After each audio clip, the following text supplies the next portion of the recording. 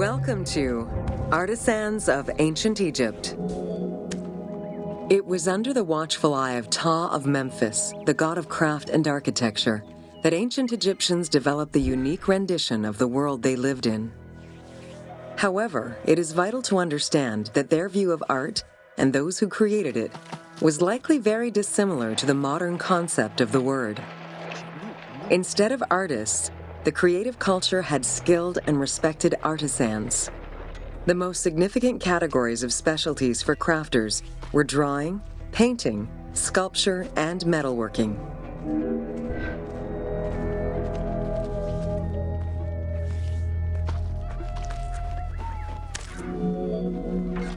Ancient Egyptian craftspeople created both art and a wide variety of mundane, everyday tools. Every item created had a specific purpose and was produced by anonymous artisans who worked alone or with a team. Most crafts, such as pottery and metalworking, were utilized for everyday items. Luxury goods and artwork illustrations served temple rituals and were not meant for public display. Artisans rarely signed their names to the work, though they were clearly aware that they possessed a unique skill and talent for the task.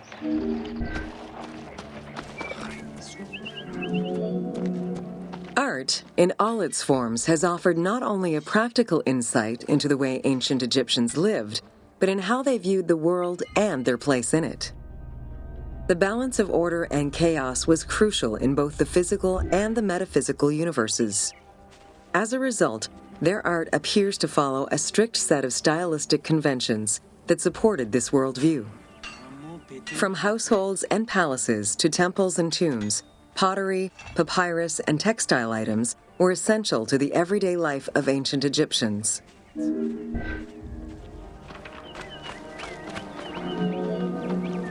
In ancient Egyptian culture, drawing was used as illustration, such as seen in the Book of the Dead. It was also the first step in the creation of a relief, painting, or statue. Two-dimensional representations were concerned with order and form, and were intended to honor gods and promote the transition of the soul to the afterlife.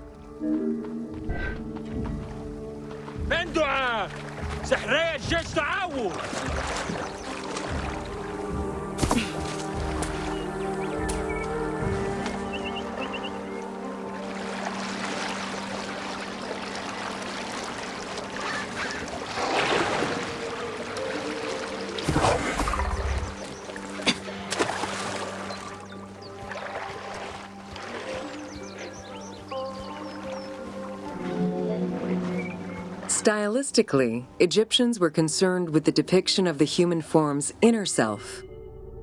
As such, artistic representations were not concerned with realism, but rather with idealized youth and perfectly harmonious visuals.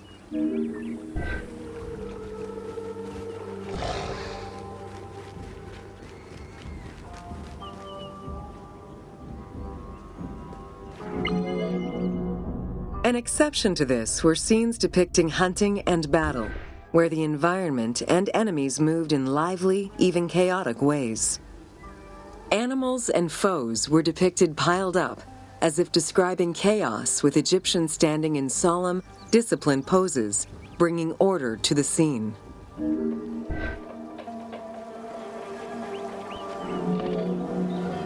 Reliefs could be either in high relief or low relief. Either method required a surface suited to the desired technique. Preparation of the surfaces differed depending on the quality of the rock. A quarried block only needed a simple smoothing. Rough-cut rock monuments, such as those found in tombs, required more work. Often the surface was coated in plaster before being sculpted.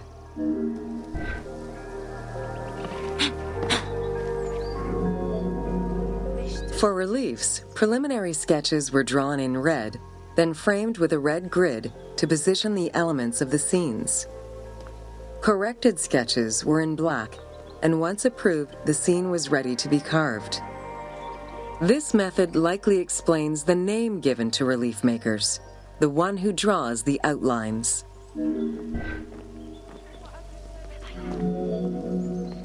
Statues were believed to be vessels for the souls of the deceased, or deities. That is why a sculptor was called the one who makes it live. This divine duty earned them the utmost respect. As with a relief, creation of a sculpture began with a drawing.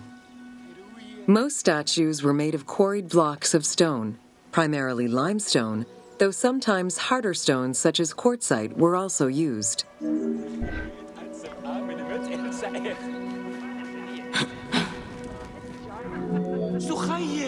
In ancient Egypt, the profession of crafter was organized and relied on a specific hierarchy.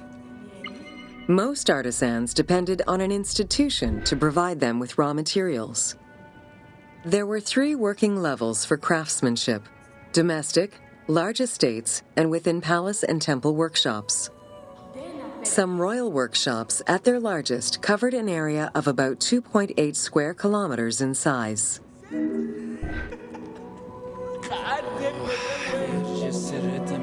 At the domestic level, most Egyptians were craftspeople to a greater or lesser extent.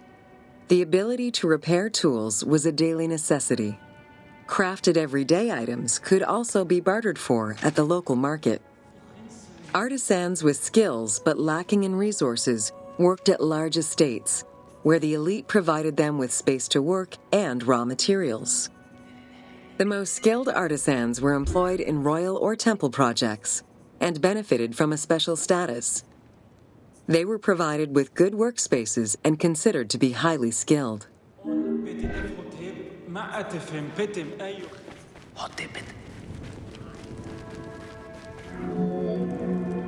An ancient text known as the Satires of Trades has a number of descriptive summaries that offer teasing glimpses into how artisans were perceived.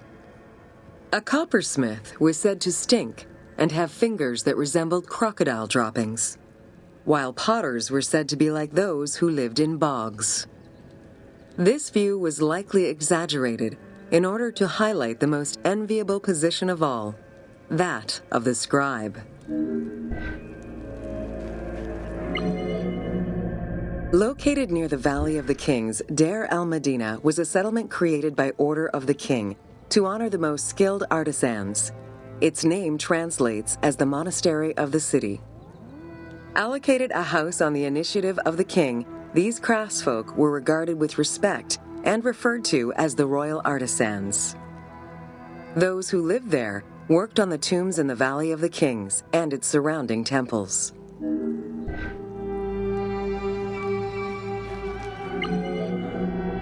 Archaeologists believe the site was home to skilled and respected artisans for over 400 years.